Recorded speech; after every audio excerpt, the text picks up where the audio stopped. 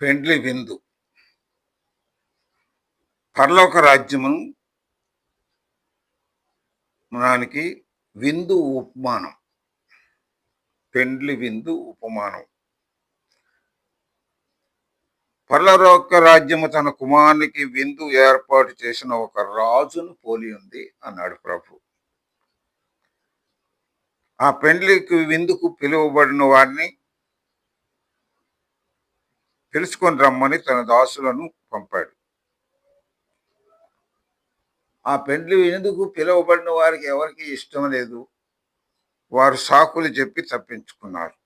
మరలా ఆయన వేరే దాసుల్ని పంపుతూ, నా విందు సిద్ధంగా ఉంది, నా ఎద్దులు క్రొవ్విన పశువులు వధింపబడ్డాయి, అంతా సిద్ధంగా ఉంది, పెండ్లి విందుకు రండిని ఆహ్వానం అందించిన వారితో చెప్పింది అన్నాడు. వారు అది లెక్క చేయకుండా ఒకడు తన పొలానికి, ఒకడు తన వ్యాపారానికి వెళ్ళిపోయారు. మిగిలిన వారు ఆ దాసులను పట్టుకొని అవమానపరిచారు. వారు వచ్చి ప్రభువుతో చెప్పారు, అయ్యా, మేము చెప్పినప్పుడు వారు ఈ విధంగా సమాధానం చెప్పారు, వారు పొలానికి వెళ్ళిపోయారు అన్నప్పుడు యజమానుడు ఏమన్నాడంటే, మీరు కంచెల్లోకి వీధుల్లోనికి వెళ్ళి కనపడిన వారిని అందరినీ పెండ్లి విందుకు పిలవండి అన్నాడు. వారు వెళ్ళి కనపడిన వారిని అందరినీ పిలిచారు. అప్పుడు విందు ప్రారంభం అయిపోయింది.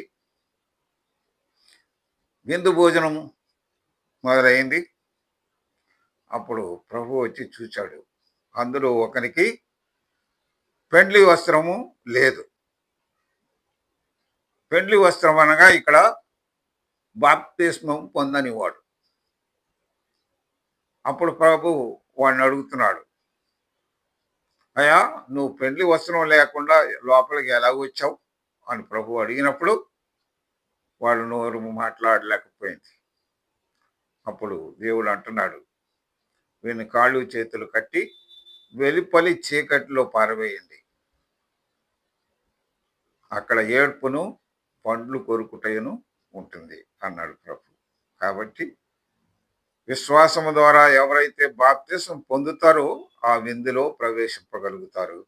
విశ్వాసము లేని వారు నరకంలోనికి ప్రవేశిస్తారని తెలియజేయడానికి ఈ పెండ్లి విందు సమాచారాన్ని ప్రభు ఉపమాన రీతిగా ప్రజలకు చెప్పాడు. ఆమేన్.